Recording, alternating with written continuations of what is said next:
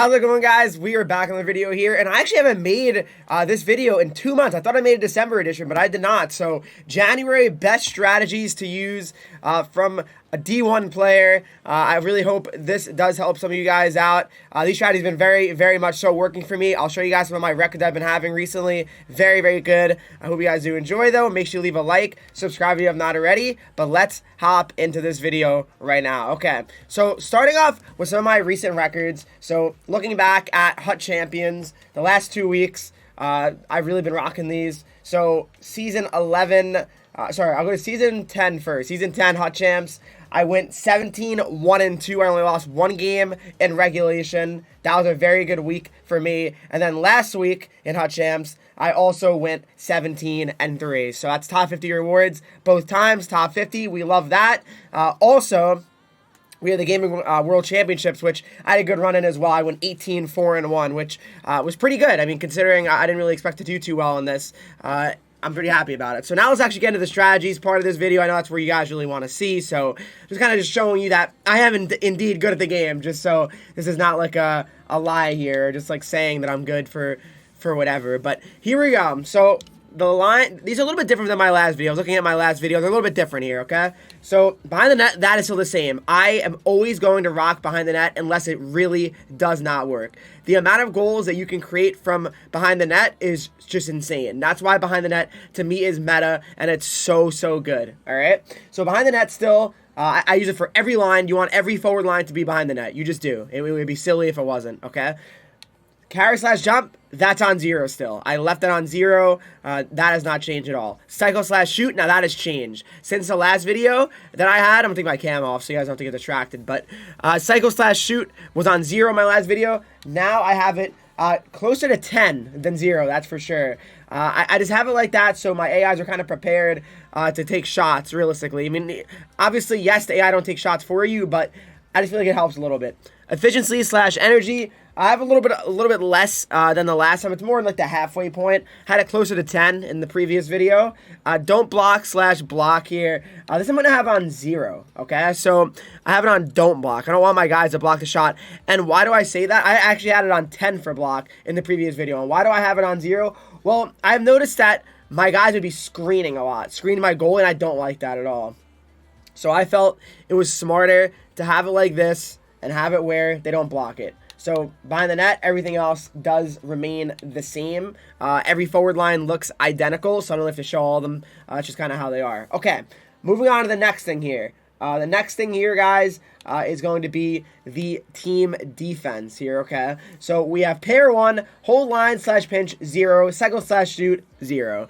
I believe that I have is the same as my previous video. Looking back at it right now, and yes, that is what I do. I don't want my guys pinching. I don't want my AIs pinching. If I really want mid-game, I'm going to say one thing as well. I say this in a lot of my strategy videos.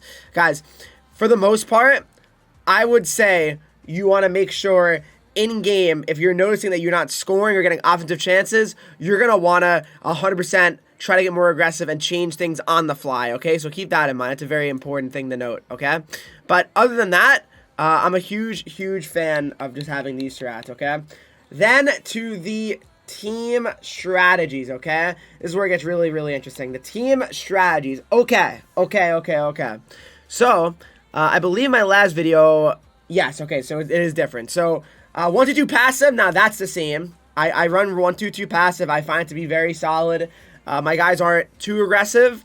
I feel like it's the right amount of a forward check. I really do. It doesn't cause any issues. It doesn't make my guys too aggressive. It makes them just in good positions, and I need that. 1-2 passive is what I run. Basically, it says it right there. Passive forecheck with all skaters looking to prevent breakout passes. So I got a lot of intercepts, keep plays alive, and score off a turnover, which is really a really important way to score in this game. Neutral zone in my previous video was 1-2-2 red. Now I got it back to 1-2-2 blue. Okay, so defenders will hold the neutral zone and apply pressure to the breakout at the opposing blue line. Okay. I like that. I really do. Red was fine. I've felt that blue helps me out a lot more in the neutral zone, so that's why I run 1-2-2 blue. It just, to me, it's been working out better for me. The trap slash forecheck was more in the middle in my previous video. Now I got it closer to 0. The trap, I mean, I think trapping's pretty important. Again, I'm looking for players to make mistakes, right? I'm looking for guys to, you know, force passes up the middle and just have silly turnovers. That's kind of what I'm hoping for. And a lot of times it does work out. So that's why I have the trap closer to 0 at this point. I really enjoy it, okay? Then defensive pressure. This is exactly the same as the last video as well. Actually, yeah, no, it actually is. It is contain puck. That one is players will stay between the puck and the net. I find it to be very useful, especially for the people that just kind of sit around their net and wait for you to chase them, which unfortunately I still end up doing sometimes, but this helps out a little bit with the AI not manually chasing, right, and helping out too much. So there you go. Defensive strategy, though, that I still have on collapsing. To me, collapsing is just a meta for defensive strategy. It has been for the last few years, at least I believe. Players collapse to the front of the net and slot. I mean, how do people score most of their goals? In the slot. That's how it is in hockey, realistically. Unless maybe you're playing someone that's like I would say like a one-timer spammer from the point. Maybe go to tight point. But even so, I really wouldn't recommend that. I think collapsing is still the best. All right. And then this is offensive strategy here, the offensive pressure. So basically what we have right now is we have it on standard, okay? So we have it on standard right now, and to me, standard is very, very solid, okay? I think standard's good because, again, you don't want to be too aggressive. I think that's a very important thing because being too aggressive, it's going to just cause a lot of issues, and especially if you're not able to play that kind of aggressive style. I think standard is 100% the better option here to have, okay? That's why I had it on my last video as well. Control breakout is on strong side slant. That's what it was in the previous video. Also, defender waits behind the net for the center to swing. Center and right winger will generate speed through the neutral zone, and right winger will cut to the strong side. Quick breakout, we have that on close support. Again, I believe in my previous video, I had it on stay wide, so close support. I want my guys to be there and not have any trouble breaking out, so that's why I have it on that one. So there you go. And now moving on to the next one here. And the next thing here is going to be just a power play, and this is really nothing too crazy, right? I mean, the role is actually up to you guys. I mean, it's not really that important in my opinion. I mean, to me, it's just more what you guys want to do with your players. So to me, it's fine. It really is. So power play formation that we have on overload, which to me, you know, I don't know about overload. I mean, I have it on. That's what I've had it on for a while. I feel like overload's a little bit questionable sometimes. I mean, I have it on overload. I mean, my power play scores, but I don't think it's that unreal. So, I mean, I could definitely, I would mess around with that if I were you guys. But yeah, that's the power play. Power play carry slash jump, put that on 0. Offensive pressure on standard. Face-off formation, you want that on normal, no doubt about it. Power play breakout, center lane option to me is good. Quick breakout, I have it on stay wide just for the power play because I think it's important to have them stay wide and break out properly. And then the penalty kill, we got that on the passive box. Face-off formation is going to be on normal. To me, passive box is the most efficient one. That's just at least what I've felt.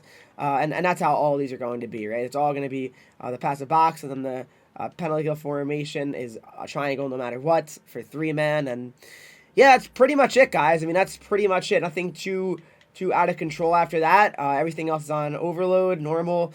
So yeah, those are the strategies right now, January edition. Those are my tips for you. I'm going to do another video probably soon on just gameplay and how to get better at the game. So I hope you guys do look forward to that. I have a new YouTube series coming out very imminently here any day. I really, really hope you guys enjoy that as well. Make sure you do leave a like, subscribe if you're not already here. Follow me on Twitch, Henreek, Instagram, Twitter, TikTok, Henreek with 3 E's. Join the Discord to talk to me, followers, and subscribers of the channel. And I'll see you all in the next video. Thanks so much for watching.